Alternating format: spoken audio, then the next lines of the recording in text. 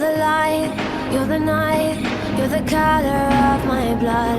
You're the cure, you're the pain, you're the only thing I wanna touch. Never knew that it could mean so much, so much. Τι είναι αυτό? Ανοίξε να δούμε.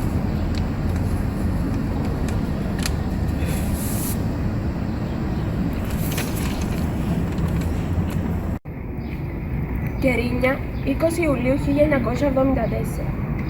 Αγαπημένα μου, μπορεί να είμαστε χωριστά, αλλά σε έχω πάντα στη σκέψη μου και ένα κομμάτι από σένα βρίσκεται τώρα στη σπλάχνα μου. Ο Θεός ευλόγησε την αγάπη μας και σε 7 μήνες θα φέρω στον κόσμο τον καρπό του έρωτά μας. Μη στεναχωριέσαι για μένα. Έχω γεμίσει τις μέρες μου με γέλια χαρούμενων παιδιών στο καλοκαιρινό σχολείο. Ωστόσο, η κατάσταση εδώ στην Κύπρο τις τελευταίες μέρες είναι αρκετά δύσκολη. Αδέρφια τσακώνονται μεταξύ τους, επικρατεί διχόνοια, φόβος μετά το πραξικό. Προσπαθώ να τα αποβάλω από το μυαλό μου και να γεμίζω τα βράδια μου με όμορφες σκέψεις, αφού σε 5 μήνες επιστρέψει επιτέλους. 2 μήνες που λείπεις φάνηκε αιώνας. Σε περιμένω, αγάπη μου, για πάντα δική σου, Ασημίνα. Ιωάννη.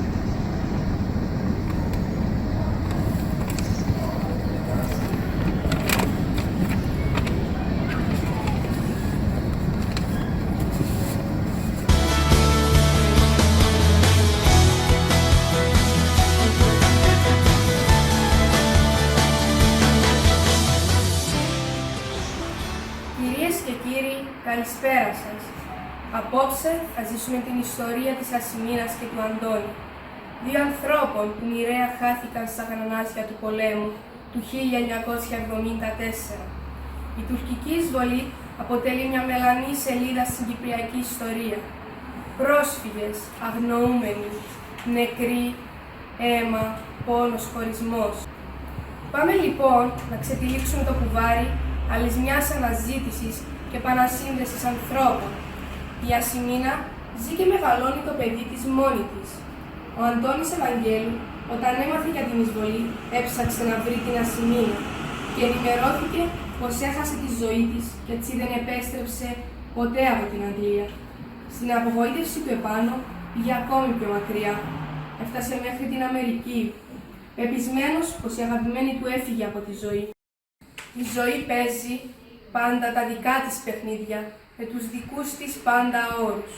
Και αυτό το λέμε επειδή στην πραγματικότητα η Ασημίνα χρειάστηκε να νοσηλευτεί στο νοσοκομείο για ένα μεγάλο χρονικό διάστημα σε κατάσταση πλήρους αμνησίας, όπου θα παραμείνει μέχρι τη μέρα που θα φέρει στον κόσμο το παιδί της, τον γιο της.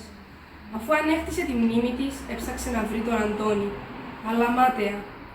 Δεν βρήκε ανταπόκριση από πουθενά, αφού εκείνος βρισκόταν ήδη στην Αμερική, όπου η μοίρα τον είχε χτυπήσει πισόπλατα, για δεύτερη συνεχή φορά.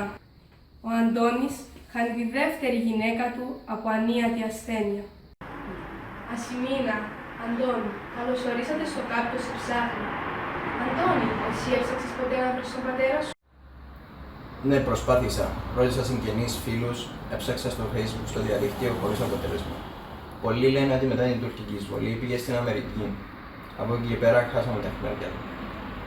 Πάντα διερωτιόμουν γιατί δεν με έψαξε ποτέ. Για το παιδί δεν ήξερε, όμως για μένα. Και τώρα μου λέτε πως με θεωρούσε νεκρή. Πέστε μου, ο Αντώνης ζει, τον βρήκατε? Το έργο της ομάδας μας δεν ήταν και εύκολο. Μια διεύθυνση και ένα όνομα στο μισοσχισμένο φάκελο που έγραψε η Ασημίνα ήταν τα μοναδικά στοιχεία που θα μπορούσαν να μας βοηθήσουν. Τον φάκελο τον βρήκαν ο Ανδρέας και η Άννα μετά από τη βόλτα του στην κατεχόμενη Κερίνια. Αυτή η βόλτα έμελε να είναι για σας καθοριστική. Ασημίνα, Αντώνη. Ναι, ο Αντώνης ζει. Είστε έτοιμοι να τον αντικρίσετε? Κυρίες και κύριοι, ήρθε η ώρα να μεταφερθούμε στο χώρο που βρίσκεται ο Αντώνης και η συνάδελφος Μαρία Νικολάου. Καλησπέρα, Αντώνη. Καλώς όρισες στην εκπομπή μας. Καλώς σας βρήκα. Έχεις καθόλου ιδέα ποιος μπορεί να σε ψάχνει? Όχι, ίσως κάποιος φίλος από τα παιδιά, ξέρετε, λίγο χρόνια από την πατρίδα και... Να ανοίξουμε λοιπόν το πακέτο με τα παιχνίδια.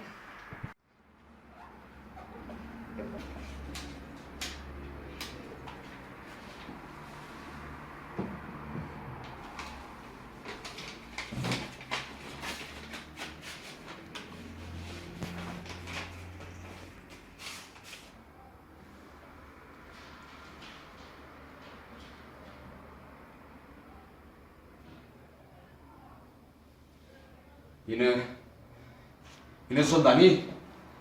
Πείτε μου, σας παρακαλώ. Η Ασημίνα μου ζει. Ναι, Αντώνη, η Ασημίνα σου είναι εν ζωή και χέρι άκρας υγείας.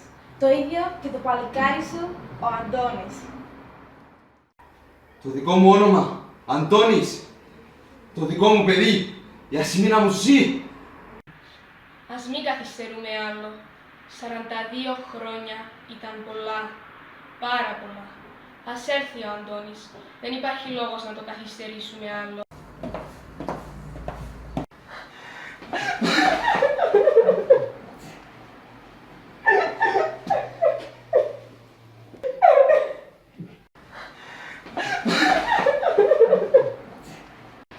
Για άλλη μια φορά, η εκπομπή μας κατάφερε να φέρει πέρα στην επανασύνδεση τριών ανθρώπων.